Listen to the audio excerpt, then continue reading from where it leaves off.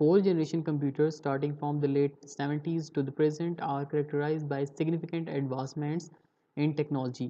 तो fourth generation of computer आपकी शुरू होती थी जो 70 की दिहाई थी उसके बिल्कुल आखिर से आज तक, ठीक है, प्रेजेंट का मतलब है आज तक, are characterised by significant advancements in technology. तो यहाँ पर बहुत ही जो थी ना ज़रूरी एडवांसमेंट्स हुई थी, particularly the development of large scale integration. तो यहाँ पे हमारे पास LSI आ गया था, उसके बाद VLSI आ गया था। अब VLSI हमारे पास होता है वेरी लार्ज स्केल इंटीग्रेशन। ये किस चीज़ की इंटीग्रेशन हुई थी? इंटीग्रेशन मतलब इंक्लूड किया गया था, ठीक है, किस चीज़ को? चिप्स को। One of the key innovations of this era was development of the micro processor. तो सबसे जो मेन चीज़ थी इस एरा की, ठीक है, इस दौर की, वो थी माइक्रो प्रोसेसर की इन्वेंशन, दरियाफ्त। A single chip capable of handling all processing task within a computer. तो ये एक ही चिप थी, ठीक है, जो आपके तमाम टास्क होते थे उनको हैंडल करती थी। अगर आप अपना फ़ोन देखें ना तो आपके फ़ोन के अंदर अभी या फिर स्नैपड्रैगन या फिर हीलियो का कोई प्रोसेसर पड़ा होगा, तो ये एक छोटा सा प्रोसेसर है जो आपके सारे टास्क को हैंडल करता है। तो ये प्रोसेसर सबसे पहला इंटेल ने लॉन्च किया था, ठीक है। तो ये फोर्थ जनरेशन की खसूसियत है, इसमें LSI और VLSI चिप्स का इंटीग्रेशन किया गया था। ओके, फोर्थ जनरेशन की जो खसूसियात हैं इसमें हमारे पास आता है the introduction of microprocessors mark the defining feature of fourth generation computers leading to the emergence of microcomputers. तो यहाँ पे आपके पास जो थे ना माइक्रो प्रोसेसर जो यहाँ पर इंट्रोड्यूस करवाए गए थे इस जनरेशन में, यानी कि फोर्थ जनरेशन में, उससे आपको क्या हुआ था, टेक्नोलॉजी में हम लोग आगे बढ़ चुके थे, ठीक है, और एडवांसमेंट ली थी, ठीक है, टेक्नोलॉजी के एरा में। Fourth generation computers are known for their exceptional speed, large storage capacity. अच्छा, जो फोर्थ जनरेशन कंप्यूटर्स थे ना उसमें क्या होती थी, स्पीड जो थी वो बढ़ गई थी, ठीक है, और ज़्यादा हो गई थी। लार्ज स्टोरेज कैपेसिटी, मेमोरी आपकी ज़्यादा इंक्रीज़ कर गई थी। And the incorporation of advanced input and output devices. तो यहाँ पर इंक्लूड कर दिया गया था आपके इनपुट और आउटपुट डिवाइसेस को। Microcomputers in this generation are characterized by their small size, high reliability, low power consumption and affordability। तो यहाँ पे जो माइक्रो कंप्यूटर्स थे आपके सबसे छोटे कंप्यूटर्स थे जो आजकल आपके घरों में इस्तेमाल होते हैं। अच्छा, ये छोटे होते थे, रिलायबल भी ज़्यादा होते थे, कम पावर इस्तेमाल करते थे और आसानी से आप ख़रीद सकते थे। ओके, तो फोर्थ जनरेशन अभी कंटिन्यू है, ठीक है। इसकी जो रिमेनिंग खसूसियात हैं वो अब हम लोग देख लेते हैं, remaining characteristics. A wide variety of software became available for use in micro processors during the fourth generation. तो सॉफ्टवेयर की बहुत बड़ी तादाद अब अवेलेबल हो गई थी माइक्रो कंप्यूटर से उनमें इस्तेमाल करने के लिए। Operating systems with graphical user interface, GUIs इसकी शॉर्ट फॉर्म है, ठीक है, ग्राफिकल यूज़र इंटरफेस की, वर एडॉप्टेड ड्यूरिंग दिस पीरियड, ठीक है। इसमें आपके पास ऑपरेटिंग सिस्टम भी आ गए थे, enhancing user interaction and experience, जिसमें यूज़र के इंटरेक्शन और एक्सपीरियंस को इंक्रीज़ किया गया था। अच्छा, ग्राफिकल यूज़र इंटरफेस वो होती है जिसमें आप डिफरेंट आइकन्स होते हैं, कलर्स होते हैं और बाकायदा आप उनके साथ इंटरेक्ट करते हो इनपुट और आउटपुट डिवाइसेस के ज़रिए। अच्छा, उसके बाद fourth generation computer support multimedia software. तो इसमें आपके पास मल्टीमीडिया सॉफ्टवेयर की सपोर्ट आ गई थी। Enabling the integration of text, image, sound and video. इसमें आप टेक्स्ट, इमेज, साउंड और वीडियो को इंक्लूड कर सकते थे। टेक्स्ट नॉर्मली जो टेक्स्ट आपको स्लाइड्स में नज़र आ रहा है, ठीक है। इमेज आपके पास कोई भी तस्वीर, साउंड आवाज़ और वीडियो आपके पास कॉम्बिनेशन साउंड और इमेजेस का। These computers are compatible with modern programming languages. अच्छा, इसमें ना आपके पास जो कंपेटेबिलिटी थी वो मॉडर्न प्रोग्रामिंग लैंग्वेजेस की तरफ भी आ गई थी, जैसे कि विजुअल बेसिक, C++, जावा, पाइथन। अच्छा, facilitating the development of powerful software applications. तो जैसे कि आपके पास अब वैरायटी इंक्रीज़ कर गई थी, ज़्यादा आपके पास लैंग्वेजेस आ गई थी, तो आपके पास जो थी ना सॉफ्टवेयर की रेंज वो भी ज़्यादा आ गई थी और डेवलपमेंट भी बढ़ गई थी।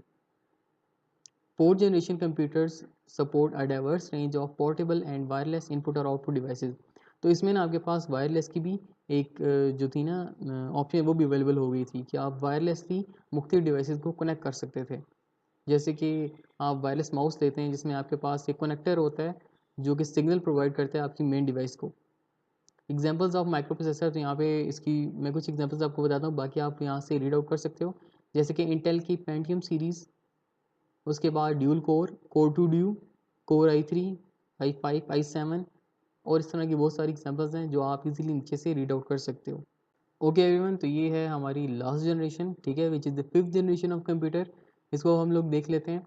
The timeline for the 5th generation is not as precisely defined as the earlier generation. तो इसको इतनी प्रिसाइज तरीके से डिफाइन नहीं किया गया था जितनी पिछली जनरेशन थी, but it is generally associated with on going advancements in computing.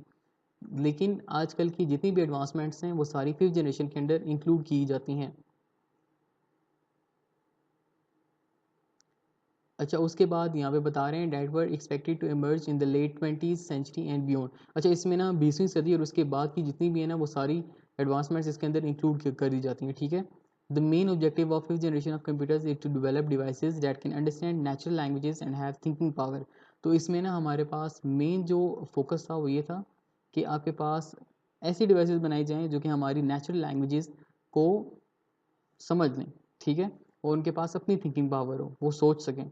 This is a big challenge for computer developers. ये एक बहुत बड़ा चैलेंज था आपके कंप्यूटर डेवलपर्स के लिए, ठीक है, और प्रोग्रामर्स के लिए कि वो इस तरह के सॉफ्टवेयर सिस्टम्स डिज़ाइन करें। सबसे पहले इसके लिए उनको एक सिस्टम डिज़ाइन करना पड़ता था और सॉफ्टवेयर भी, क्योंकि हम लोगों ने लास्ट स्लाइड में पढ़ा था कि बगैर सॉफ्टवेयर के हार्डवेयर नहीं चलता और ना हार्डवेयर के बगैर सॉफ्टवेयर चलता है।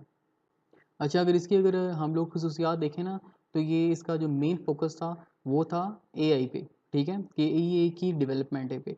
अगर आप लोगों को एआई का नहीं पता तो एआई बोलते हैं आर्टिफिशियल इंटेलिजेंस को, ठीक है, मसनूई जहानत को। अब उसके बाद this involve machine card robots with the capability to learn, think, innovate, reason and solve problems automatically and independently. अच्छा, यहाँ पे क्या चीज़ थी कि ये मशीन्स थी जिन्हें रोबोट्स कहते हैं। वो कैपेबल थे, ये सलाहियत रखते थे, वो खुद सीख सकते हैं, सोच सकते हैं, इनोवेट कर सकते हैं, चीज़ें नई चीज़ें बना सकते हैं, मतलब दरियाफ्त कर सकते हैं, ठीक है, जवाब बयान कर सकते हैं किसी भी चीज़ के बारे में कि क्यों हो रही है, मसलों को सॉल्व कर सकते हैं, ठीक है, खुद ब खुद। और ये तमाम काम बगैर किसी इंसानी मदद के वो कर सकते हैं। ओके, तो अब हम लोग कंटिन्यू करते हैं 5th जनरेशन को ही, ठीक है। इसकी जो बाकी खसूसियात हैं उनको देख लेते हैं। तो यहाँ पे आपके पास जो सबसे मेन चीज़ आ जाती है वो होती है पैरेलल प्रोसेसिंग। अब पैरेलल प्रोसेसिंग का मतलब ये होता है कि आपका एक प्रोसेस चल रहा है, उसके ख़त्म होने के बाद आपका दूसरा प्रोसेस शुरू होगा, ठीक है। तो इसी तरीके से वन बाय वन आपके सारे प्रोसेस इंक्लूड होंगे। ये नहीं कि आपका एक प्रोसेस चल रहा है तो उसी दौरान दूसरा शुरू हो जाएगा। इसको बोलते हैं पैरेलल प्रोसेसिंग। तो यहाँ पे एडवांस सपोर्ट आ गई थी पैरेलल प्रोसेसिंग की, allowing them to execute multiple tasks simultaneously and handle complex computations more efficiently। तो यहाँ पे क्या ये अलाउ करता था कि मल्टीपल टास्क आप आराम से कर लें, ठीक है, और इसके अलावा आप जो पेचीदा कंप्यूटेशंस होती हैं, कैलकुलेशंस वगैरह या और दूसरे टास्क, उनको आसानी से कर लें। A key aspect of 5th generation computing is the ability to understand and respond to human languages। तो मेन चीज़ ये होती थी कि रिस्पॉन्ड करना, समझना इंसानों की ज़ुबानों को। This involve developing computer systems cable of NLP, ठीक है। तो यहाँ पर आपके पास ये था कि सॉफ्टवेयर के साथ साथ जो आपके हार्डवेयर थे उसको भी डेवलप किया गया था, जिसमें नेचुरल लैंग्वेज प्रोसेसिंग और कम्युनिकेशन को इंक्लूड किया गया था, ठीक है। आपकी जो नेचुरल कुदरती ज़ुबान है, ठीक है, उसकी प्रोसेसिंग, उसको समझना, ठीक है, और उसको आगे प्रोसेस करके आपको जवाब देना, और उसके अलावा इसकी कम्युनिकेशन, बातचीत। अच्छा, इसकी जो एग्जांपल है ना आपके पास ना आपके जो असिस्टेंट इंक्लूडेड हैं आपके फ़ोन के अंदर, जैसे कि गूगल का जेमिनी जो रिप्लेस कर दिया गया है गूगल असिस्टेंट के साथ, ठीक है, तो इसकी एक एग्जांपल है। These computers were plan to incorporate advance ES। तो इसमें आपके पास ES को इंक्लूड किया गया था। ES होता है एक्सपर्ट सिस्टम्स, ठीक है, जो एक्सपर्ट होते हैं किसी भी हवाले से, which are software programs designed to replicate the decision-making abilities of a computer experts in specific fields। अच्छा, इसमें आपके पास क्या होता था कि सॉफ्टवेयर प्रोग्राम्स बनाए जाते थे, डिज़ाइन किए जाते थे जो कि इंसानों की सलाहियत को कॉपी करते थे। कब कौन सी सलाहियत है? डिसीजन मेकिंग की, कि आप किस तरीके से फ़ैसला करते हो मुख्तलिफ फील्ड्स के अंदर। डॉक्टर्स के लिए अलग, ठीक है, उसके अलावा आपकी आर्किटेक्चर वाला जो बंदा होगा, ठीक है, उसके लिए अलग। मतलब अलग अलग तरीके से ना ये लोग क्या करते थे, रेप्लिकेट करते थे सॉफ्टवेयर्स को। मेन चीज़ जो फोकस कर रहे हैं वो इस चीज़ पे कर रहे हैं कि यहाँ पे इंसानों की जो एक्सपर्टीज़ हैं मुख्तलिफ फील्ड्स के अंदर उनको रेप्लिकेट किया जा सके, ठीक है। तो ये क्या करते थे, सॉफ्टवेयर ऐसे बनाते थे जो कि रेप्लिकेट करते थे इंसानों की सोचने की सलाहियत को, ठीक है। ये मुख्तलिफ फील्ड्स में वो किस तरीके से काम कर रहे हैं, जैसे कि मेडिकल में, माइनिंग में और इंजीनियरिंग में। मेडिकल बोलते हैं ये आपकी जो डॉक्टर की फील्ड है, माइनिंग मतलब आपकी कानों की खुदाई वगैरह, और इंजीनियरिंग को। In this generation of computers, user interfaces have some more intuitive and user friendly।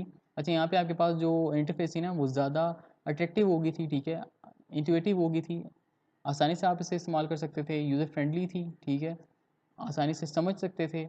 Incorporating features like, इसमें आपके पास फीचर्स इंक्लूड कर दिए गए थे जैसे कि वॉइस रिकग्निशन, आपकी आवाज़ को समझना, एंड गेस्चर बेस्ड कंट्रोल्स, और इसमें आपके गेस्चर कंट्रोल्स भी इंक्लूड किए गए थे।